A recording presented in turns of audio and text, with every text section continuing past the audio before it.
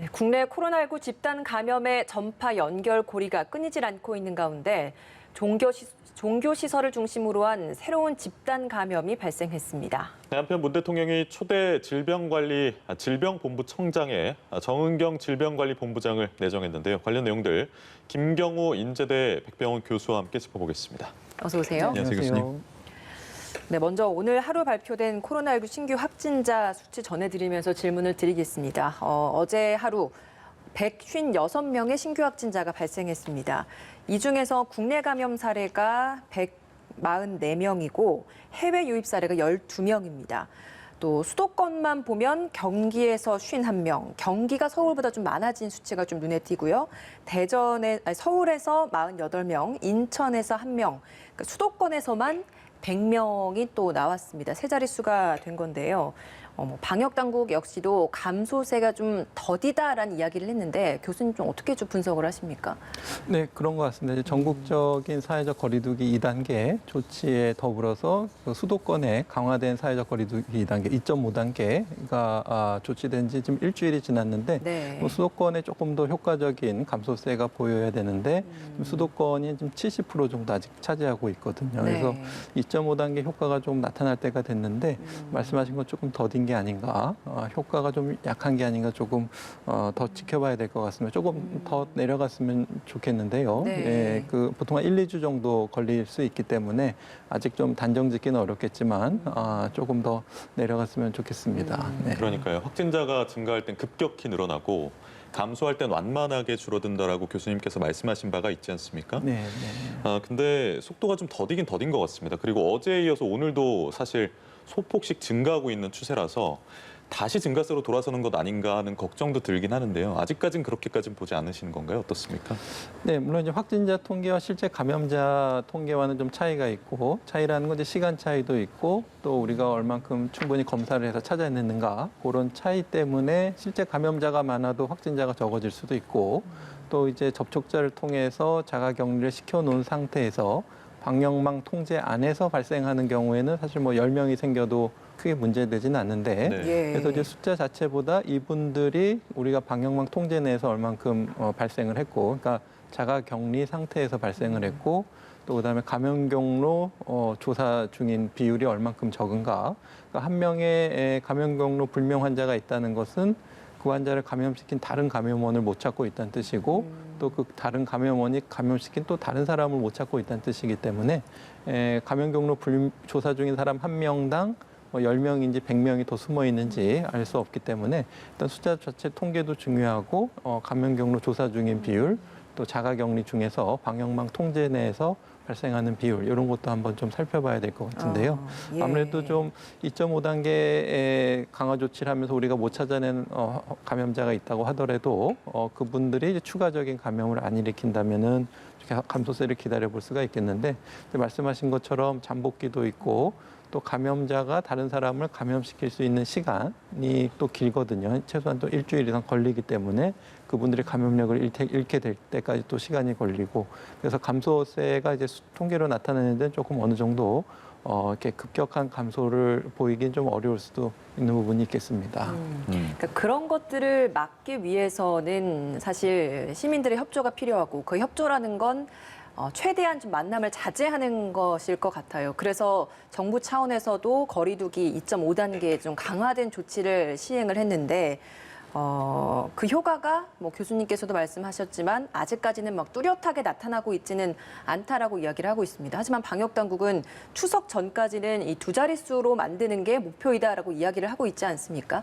그 목표를 이루기 위해서는 그게 좀 시기가 좀 언제쯤이면 이게 가능할 수 있을 거라고 또 예상을 좀 해볼 수 있겠습니까? 네, 아무래도 전 국민들의 참여도가 중요할 것 같습니다. 그래서 예를 들면은 카페나 식당에서 어떤 모이는 것을 좀 못하게 했는데 그 방역 취지를 잘 이해하시고 좀 만남이나 모임을 좀 자제하시면 효과가 있지만 여기서 못하게 하면 저기서 하고 계속 만남을 이어가신다던가 방역수칙 준수를 좀 소홀히 하신다던가 이러면은 2단계든 2.5단계든 조치의 좀 효과, 실효성이 좀 떨어질 수가 있거든요. 그래서 네. 국민들께서 국민들께서 좀 자각심을 가지고 얼만큼 방역수칙을 잘 준수해 주시느냐. 그러니까 400명대 나왔을 때는 좀 전 국민들 좀 긴장하셨다가 또 한 100명대 떨어지니까 조금 약간 완화되신 건 아닌가 좀 생각해 볼 수가 있겠는데 네. 조금만 더 참고 노력하셔서 100명대 이하로 조금 더 확산세를 좀 낮추는 전국민적인 참여가 좀 필요하신 것 같습니다. 네. 수도권의 강화된 거리두기 2단계, 그러니까 2.5단계가 연장될지 말지가 지금 이야기하신 대로 이번 주 주말쯤에 결정이 되는데 사실 그 결정에 영향을 주는 그 기준이라는 게 사실은 뭐가 될지 궁금하거든요. 그리고 그 기준이 아직까지는 충족이 안 됐다고 보시는지요? 네, 그렇습니다. 아무래도 그 방역당국에서 말씀하신 것처럼 짧고 굵게 하는 게 좀 중요한데요. 반대로 말하면 이제 강화된 사회적 거리두기 조치를 장기적으로 하기에는 좀 어려움이 충분히 있거든요. 그렇기 때문에 이 강화된 사회적 거리두기를 좀 장기간 하기는 좀 어려울 것 같고 최대한 1, 2주, 그러니까 이번 주까지 하고 네. 대신에 어떤 그런 강제적인 조치뿐만 아니라 전 국민들이 방역 취지를 잘 이해하시고 잘 준수하시느냐에 따라서 확산세 감소가 아직 두 자릿수로 접어들고 그러면 조금 강화된 2.5단계를 2단계나 또 좀 완화할 수가 있을 것 같거든요. 그런데 지금은 좀 감소세가 좀 뚜렷하지 않아서 이제 이 강화된 조치를 계속 강화된 조치가 장기화될수록 국민들의 어떤 실천도나 또 실효성이 조금 떨어지는 그런 좀 효과성이 약간 좀 장기화되면서 떨어지는 게 아닌가 이런 예, 둔해질 우려도 수 있는 거죠. 둔해질 수 있는 그런 것도 한번 좀 고려가 필요할 것 같아서 국민들의 어떤 실천도가 어느 정도냐, 그 다음에 감소세가 어느 정도 떨어지느냐, 그래서 우리가 가지고 있는 의료 시스템으로 감당할 수 있는 수준으로 떨어지느냐, 이것이 이제 사회적 거리두기 2.5단계를 좀 완화하는 기준이 될 것 같은데요. 또 한 가지 이제 완화된다고 해서 이제는 뭐 방역 수칙을 안 지켜도 되느냐, 안 지켜도 된다라는 잘못된 시그널을 줄 수가 있기 때문에 그렇죠. 예, 그 방역 수칙이 좀 완화된다고 하더라도 전 국민들께서 만남이나 외출을 좀 자제하시고 마스크를 잘 착용하시는 노력은 사회적 거리두기의 어떤 강약에 관계없이 당분간 좀 꾸준히 지속해 주시는 노력들이 필요하겠습니다. 네, 국민들의 시민 의식, 이런 협조 중요하다라고 계속 좀 강조를 해주고 계신 것 같습니다. 네, 올해부터는 정부가 무료로 독감 예방 접종을 하는 대상도 좀 확대가 됐습니다. 그동안에는 제외됐었던 중고등학생 그리고 만 62세 이상, 64세 미만의 국민도 이 무료 접종 대상에 포함됐습니다. 아무래도 코로나19와 독감에 대한 그 증상 구분이 좀 어렵다 보니 이런 예방 차원이다라고 이해를 하면 되는 겁니까? 네, 그렇습니다. 아무래도 이제 가을, 겨울에 이제 독감이 같이 유행하게 되면 그 열이 나고 호흡기 질환이 있으신 분들은 이제 코로나19 가능성이 있기 때문에 아니면 코로나19와 독감을 또 동시에 걸릴 수도 있기 때문에 완전히 배제하기가 어렵고 신속한 진료를 받기가 어려우실 수가 있거든요. 예. 그리고 다른 일반 환자분들하고 동선이 섞이게 되면은 의료기관 내에서 또 교차 감염 같은 것이 일어날 수가 있기 때문에 최대한 호흡기 질환 또 열이 나시는 분들을 줄여야 되는데 독감이 유행하게 되면 그것이 굉장히 혼란스럽게 될 수가 있겠고 네. 또 이제 그런 환자분들뿐만 아니라 이제 예방 접종이 시작되면서 이제 의료기관에 예방 접종을 맞으시러 가셔야 되는데 또 예방 접종 맞으시러 가다가 동선이 분리가 안 돼 있으면 또 교차 감염 같은 것이 일어날 수가 있기 때문에 이제 의료기관에서도 좀 어느 정도 분리된 동선이 좀 필요할 수가 있거든요. 그래서 이게 우리가 안심진료소나 이제 선별진료소와 같은 병원이나 보건소 중심의 어떤 검사소나 진료실이 있지만은 사실은 이것이 좀 가까운 데서 동네 의원에서 1차 의원에서도 호흡기 클리닉이든 어떤 이름을 붙여서 좀 동선을 좀 분리한 그런 1차 의료기관이 좀 많이 전국에 좀 설치하는 것이 사실 올 초에 방역당국과 또 의사단체들과의 어떤 합의점이었는데 네. 그것이 이제 6개월 동안 진행되지 못하고 지금 이렇게 또 가을 겨울을 맞은 것이 좀 안타까운 점이 되겠는데요. 그래서 네. 가급적이면은 어떤 호흡기 질환자와 또 예방 접종을 가시는 분들이 또 너무 혼잡하지 않게 좀 차분하게 일정에 맞춰서 또 예방 접종이 잘 이루어지는 것도 또 굉장히 중요한 숙제가 될 수 있겠습니다. 그 부분도 좀 충분히 고려를 해야 되겠네요. 네, 그렇습니다. 예, 저희가 어제도 이 사안을 다룬 바가 있었는데요. 이 대담을 하는 동안 무료 예방접종 대상에 만 15세에서 19세, 또 만 60세에서 64세 어르신이 추가됐다라는 자막이 화면에 표출됐습니다. 정부에서 검토는 했지만 최종적으로는 확정되지 않은 내용이었습니다. 실제로 올해 독감 무료 예방 접종 대상자는 생후 6개월에서 18세까지의 소아 청소년과 임신부, 또 만 62세 이상의 국민이라는 점 다시 한번 알려드리고요. 시청자 여러분과 보건당국에 혼선을 드린 점 이 자리를 빌어 좀 사과드리겠습니다. 네. 독감 무료 예방 접종에 대한 이야기 나눴고요. 사랑제일교회하고요, 광화문 도심 집회, 사실 확진자가 계속 나오고 있어서 지금 3주가 지나서 이론적으로는 잠복기까지 끝난 상황이거든요. 하지만 아직 검사를 받지 않은 분들의 경우에는 위험성이 사라졌다라고 이렇게 방심할 수는 없는 상황인 거지 않습니까?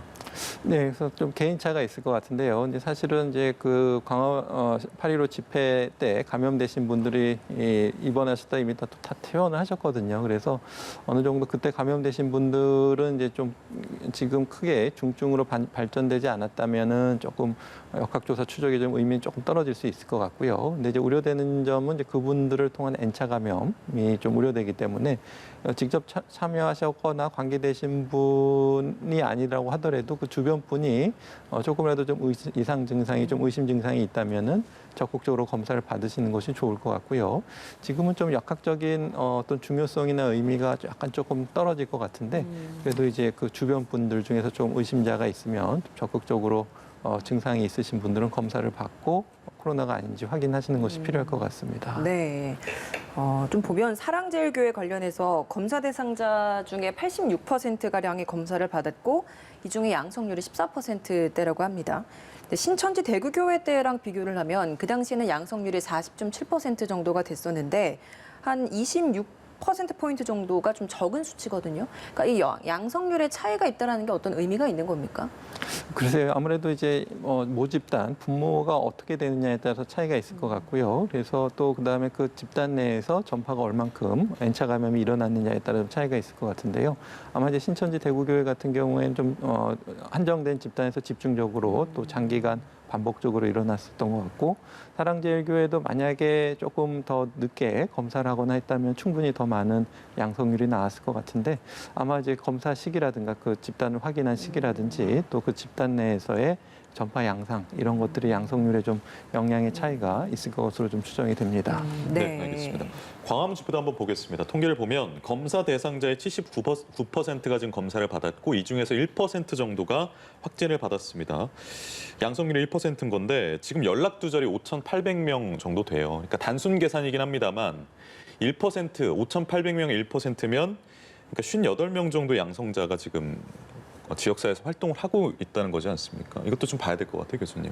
네, 그렇습니다. 지금 한 6, 7천 명 정도 최근에 8월부터 누적 확진자 수를 잡게 되면 이제 말씀하신 사랑제일교회라든가 광화문 집회 참석자분들이 한 1,600명 정도, 한 4분의 1 정도를 차지하고 있는데 말씀하신 것처럼 그때 검사를 받지 않은 분들이 지역사회에서 조용한 전파를 일으킬 가능성이 있거든요. 그래서 하지만 또 나머지 한 3천여 분도 역시 조용한 전파에 의한 전파 가능성이 전국에 일어나고 있기 때문에 광화문 집회 참석자시든지 아니면 참석을 안 하신 분이든지 얼마든지 지역사회에서 소위 이제 조용한 전파가 이미 일어났고 지금 그것들을 좀 통제하는 시기이기 때문에 우리가 이제 미처 찾아내지 못한 확진자들이 있다고 하더라도 이제 모든 국민들께서 모든 사람이 감염자, 무증상 감염자일 수 있다는 사실을 좀 경각심을 가지시고 항상 일상생활에서 방역 수칙을 잘 지키시는 노력이 현재로서는 가장 좀 최선의 조치가 아닌가 이제 생각이 됩니다. 네. 확진자 수치 못지않게 중요하게 봤던 것이 사망자 추세인데 최근에 어제 발표됐었던 바로는 사망자가 5명이었고 오늘 발표된 바로는 사망자가 3명입니다. 어찌 보면 그동안에는 사망자가 0명대, 많아도 1명 이 정도 왔다 갔다 했었는데 최근에 이제 사망자들이 좀 늘어나고 있는 부분에 대해선 어떻게 좀 바라보고 계십니까? 네, 아마 이제 급속도로 나빠지시는 분도 있고 또 주로 이제 위중 상태에서 며칠간 투병하시다가 또 사망하시는 경우도 있고 기저 상태라든지 연령에 따라서 좀 사망 시간 시점에 좀 차이가 있을 수가 있는데요. 아마 이제 대규모로 확진자가 발생한 다음에 그 바로 이제 사망자가 증가할 수도 있지만 약간 시차를 두고 이제 사망자가 증가할 가능성이 많고 지금 누적 확진자 수가 이제 6천 명이 넘고 있는 상황이기 때문에 10%만 잡아도 600명 정도가 위중 내지 중증으로 발견될 가능성이 많기 때문에 네. 지금 아무래도 지금 위중증 환자가 150명, 사망자까지 합치면은 한 200여 분 정도가 이제 발생했다고 봐야 되면은 앞으로 또 한 300~400여 분이 더 위중증이나 사망자가 나올 가능성이 많거든요. 그렇기 때문에 일단 이 확산세라든가 누적 확진자 수를 최대한 줄이는 것이 필요하고 위중증으로 진행될 가능성이 높으신 분들은 그래도 가급적 빨리 발견해서 지금 뚜렷한 치료약은 없지만 나와 있는 치료약들을 조금 조기에 투여하면은 합병증이 생기기 전에 좀 보다 좀 좋은 효과를 거둘 수가 있기 때문에 좀 빨리 발견해서 어르신이라든지 기저질환이 있으신 분들은 초기에 좀 적극적인 치료를 하는 것이 지금 좀 필요할 것 같습니다. 그 네. 위중증 환자 증가세가 한동안 급증했다가 증가세가 지금 좀 둔화됐잖아요, 요 며칠 동안. 그러면 위중증 환자의 증가세와 그 사망자 증가 추세도 좀 같이 정비례한다라고도 봐도 되는 겁니까? 네, 그렇습니다. 그래서 위중증 환자가 줄어드는 요인은 이제 뭐 호전돼 가지고 줄어들 수도 있지만 사실은 이제 사망자가 되시면서 위중증 환자 통계가 좀 줄어들 수가 있거든요. 그렇기 때문에 누적 위중증 환자 수라든가 누적 사망자 수 이것들을 좀 같이 좀 고려를 해봐야 될 것 같고요. 그래서 네. 최근 들어서 사망자 수가 늘어나는 이유도 물론 이제 갑작스럽게 악화되시는 분도 있지만 위중증 환자 중에서 이제 병이 진행되면서 사망으로 이어지는 경우도 있기 때문에 아무래도 이제 확진자 수가 많아지면 위중증 환자도 시차를 두고 많아지고 또 사망자 수도 시차를 두고 또 늘어날 수가 있어서 일단은 위중증으로 진입하는 환자분들을 최대한 줄이고 또 지역 사회에서 좀 고령이라든가 기저질환이 있으신 분들은 좀 빨리 찾아내는 이런 노력들도 같이 좀 병행되어야 될 것 같습니다. 알겠습니다. 같이 관련해서 봐야 될 것이 중환자실 병상이잖아요. 여유가 좀 많이 없었는데 지금은 좀 어떤가요? 네, 그러니까 비어 있는, 그러니까 당장 입원할 수 있는 병상 수는 그렇게 많지는 않은데 지금 위중 환자들을 위한 중환자실이 이제 뭐 우리가 인공호흡기라든지 에크모라든지 뭐 인공투석기라든지 이런 네. 것이 갖추어진 그런 진짜 중환자를 위한 중환자실은 좀 부족해 보일 수는 있지만 거기에 이제 진짜 위중 환자보다는 이제 단순 산소 치료로 좋아질 수 있는 분들도 있기 때문에 만약에 위중 환자가 더 늘어나게 되면은 중증 환자를 빼고 위중 환자를 넣고 이렇게 해서 좀 병상을 확보할 수가 있는데 이제 문제는 이제 그 단순 호흡 치료를 받는 중증 환자라고 하더라도 이분들을 좀 다른 병원으로 옮기고 또 그분들을 옮기고 하는 것이 굉장히 좀 복잡한 과정이 될 수가 있거든요. 그러게요. 그렇기 때문에 일단 최대한 좀 병상 수를 많이 확보해 놓고 또 이제 갑자기 안 좋아지신 분들 바로 입원할 수 있게 이렇게 병상 수를 최대한 확보를 해야 되는데 일단은 부족하다면은 이제 중증 환자들을 좀 다른 병상으로 일반 옮기고 병상 쪽으로. 그렇죠. 예. 그리고 진짜 중환자를 다시 중환자실에 넣는 그런 재배치 같은 것이 좀 필요할 수 있겠습니다. 알겠습니다. 예, 알겠습니다. 정부가 수도권 거리두기 2.5단계 시행 이후에 프랜차이즈형 커피숍은 매장 내 이용이 금지됐습니다. 이렇다 보니까 프랜차이즈형 뭐 제과점이나 아이스크림점으로 사람들이 몰리게 됐고 그래서 일주일 더 연장하면서 이곳들까지도 다시 이용 제한 지역으로 포함시켰습니다. 그랬더니 또 다른 사각지대인 이번에는 패스트푸드점으로 사람들이 몰렸다라고 합니다.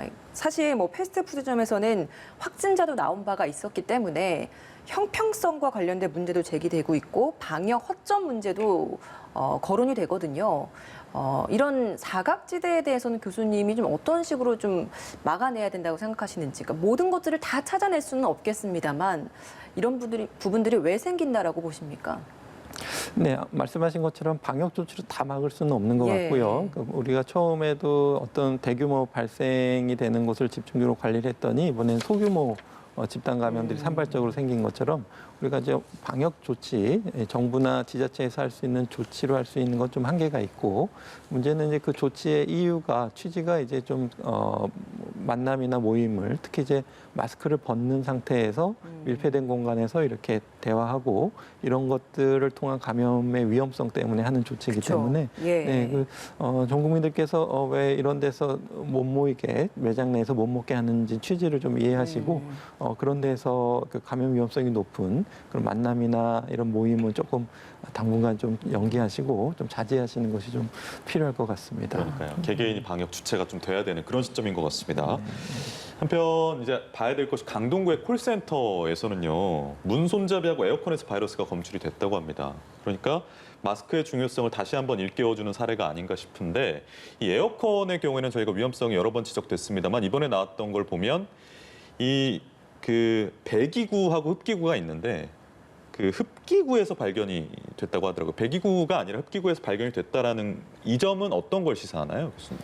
네, 그래서 이 코로나19 바이러스는 비말 감염, 그러니까 이제 작은 물방울에 의해서 이제 밀폐된 환경에서는 공기적으로 감염될 수가 있거든요. 그렇기 때문에 충분한 환기가 굉장히 중요하고 충분한 환기를 위해서는 그 실내 공기를 재순환하는 게 아니라 외부 공기를 순환시켜야 되는 것이 굉장히 중요한데 에어컨은 이제 밀폐된 곳에서 실내 공기를 재순환하기 때문에 감염 위험성이 높아질 수 있겠고, 이제 흡기구 같은 경우에도 어떤 필터가 이제 어느 정도 역할을 하느냐에 따라서 이제 흡기로 들어온 공기가 다시 배기로 나올 때 바이러스가 없을 수도 있거든요. 예. 근데 이제 에어컨에 이제 헤파 필터를 다는 것에 대해서는 이제 에어컨을 끌 때 거기 흡기구에 있는 바이러스가 다시 나올 수 있다는 지적 때문에 좀 추가적인 장치가 필요하다는 논의까지 있었는데요. 그만큼 이제 충분한 환기, 효과적인 환기가 중요하기 때문에 이렇게 창문을 열고 창문을 열 때도 이제 맞바람이 불도록 열면 좀 더 효과적일 수가 있겠고요. 그래서 주기적인 환기가 중요하다는 걸 다시 한번 알 수가 있겠고, 또 이제 에어컨 실험 중에서는 말씀하신 흡기도 중요한데 이제 바람이 나올 때 바람이 나오는 위치나 또 감염자의 위치에 따라서 예를 들어서 바람이 나올 때 이제 감염자가 있으면은 그 감염자를 통한 비말이 더 멀리 나갈 수가 있거든요. 예, 그렇기 때문에 에어컨 공기 순환 시에 어떤 실내에서 비말 전파 거리가 충분히 2m 이상 더 멀리 나갈 수도 있겠고, 또 이렇게 막혀 있는 곳에서는 공기가 또 이렇게 다시 되돌아 나오면서 비말 감염이 더 일어날 수 있기 때문에 충분히 실내에서는 실내 공기 순환, 특히 외부 공기와의 충분한 순환이 굉장히 중요하다는 걸 좀 다시 알 수 있을 것 같고요.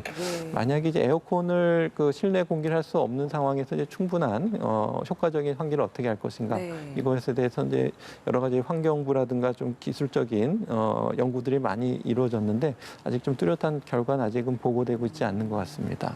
그 부분에 대한 연구가 좀 필요하겠네요. 네, 그렇습니다. 알겠습니다. 코로나 유행이 지금 1월부터 지금까지 계속 이어지다 보니까 굉장히 우울감을 호소하는 사람들도 많이 생기고 있습니다. 정부가 우리가 흔히 코로나 블루라고 부르는 것을 코로나 우울이라고 명칭을 정해서 이걸 질병 코드를 만들겠다라는 이야기를 했습니다. 질병 코드를 만든다는 건 뭐 어떤 의미가 있는 겁니까? 네, 아무래도 이제 우리가 다 같이 느끼는 것에 이제 명명을 붙이고 그 진단 기준을 만들고 공통적으로 나타나는 현상을 이제 질병 코드로 만드는 작업들이 되겠는데요. 네. 물론 이제 그 어떤 진단 기준을 가지고 이제 코로나 우울이라고 부를지, 그리고 어떤 치료나 어떤 대응 방안은 어떤 것이 있을지 이제 그런 것들도 같이 좀 정리가 돼야 될 것 같고요. 근데 질병 코드는 우리나라에 특이한 것이 아니라 이제 전 세계적인 코로나 우울 현상이기 때문에 아무래도 이제 질병 코드 자체도 이제 전 세계에서 쓸 수 있는 국제 질병 코드 분류에 따라서 우리가 통용해서 쓸 수가 있겠는데, 그러려면 전 세계적인 합의도 좀 필요할 것 같고요. 물론 이제 화병과 같이 이제 우리나라 문화의 특이적인 어떤 현상에 대해서도 어떤 진단 기준에 올라간 적이 있습니다만은 좀 널리 쓰이지 못하면 또 이제 삭제될 수도 있고요. 그래서 일단은 이 우리나라에서 어떤 질병 코드로 추진하는 것뿐만 아니라 세계보건기구라든지 국제 질병 분류 코드 이런 것들이 좀 합의가 있어야지 질병 코드로 이루어질 수가 있겠는데, 아무래도 다양한 원인에 의해서 공통적으로 코로나 유행 시기에 나타난 우울증에 대해서는 우리가 좀 관심 있게 좀 볼 필요가 있을 것 같습니다. 질병 코드가 도입된다라는 게 국민들이 받아들이는 데 있어서는 뭔가 어떤 변화들이 있는 건지 어떤 혜택이나 이런 것들의 차이가 있는 겁니까? 특별한 어떤 그 차이나 이런 것은 없을 것 같고요. 네, 어떤 우울증의 한 종류로서 분류되거나 또 이제 증상이 심할 때는 우울증에 준하는 치료 방식이 적용될 것 같은데요. 아무래도 이제 문화 현상 또 이런 감염병 유행 시기에 나타나는 공통적으로 나타나는 우울증이라는 현상에 대해서 질병 코드를 붙이는 노력들은 한번 의의는 있을 것 같은데 코로나 유행이 끝난 다음에도 이 질병 코드가 계속 적용될지 뭐 이런 것에 대한 고민도 좀 필요할 것 같습니다. 알겠습니다. 여기까지 듣겠습니다. 지금까지 김경우 인제대 백병원 교수와 코로나19에 대한 이야기 나눴습니다. 고맙습니다. 네, 고맙습니다. 감사합니다.